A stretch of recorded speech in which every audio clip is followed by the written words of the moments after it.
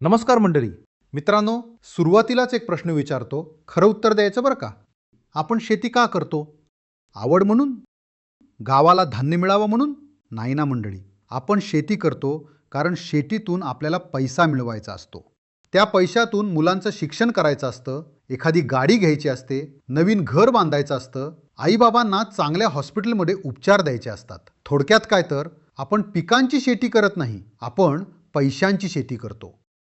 आता मला सांगा, शेतीतून किती पैसे मिळाले तर तुम्ही समाधानी असाल? एकरी 50,000, 60,000, 1,00,000? मग थोडा विचार करा. एवढे पैसे मिळवण्यासाठी उत्पादन किती करावं लागेल? हे समजून घेण्यासाठी प्रथम या पिकाचं अर्थकारण पाहूया. चला, आपण भाताचं उदाहरण घेऊया. भात पिकाचा एकरी उत्पादन खर्च साधारण 32,000 रुपये आहे. समजा तुम्हाला MSP एवढा म्हणजेच 2,369 रुपये प्रति क्विंटल दर मिळाला, तर मंडळी तुम्ही केलेला खर्च भरून निघण्यासाठी तुम्हाला किती उत्पादन मिळालं पाहिजे? याचं उत्तर आहे 11 क्विंटल. म्हणजे 11 क्विंटल उत्पादन आलं तर तुमचा केलेला खर्च तुम्हाला परत मिळेल. म्हणजे नफा शून्य, तोटाही नाही. हा झाला तुमचा ब्रेक इव्हन पॉइंट. यापेक्षा कमी उत्पादन आलं तर तुम्ही तोट्यात.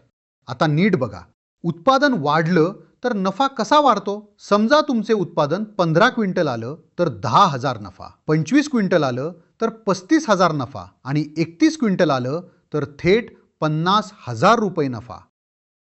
आता तुम्ही म्हणाल, 31 क्विंटल हे शक्य आहे का? हो, सत्यमेव जयते फार्मर कप मधील गटांनी एकरी 31 क्विंटल भात काढून दाखवला आहे. मग आता तुमचं टार्गेट किती? आत्ताच ठरवा. 10, 25, 35? टार्गेट नसलेली शेती म्हणजे कुठे पोहोचायचं आहे हे माहीत नसलेला प्रवास.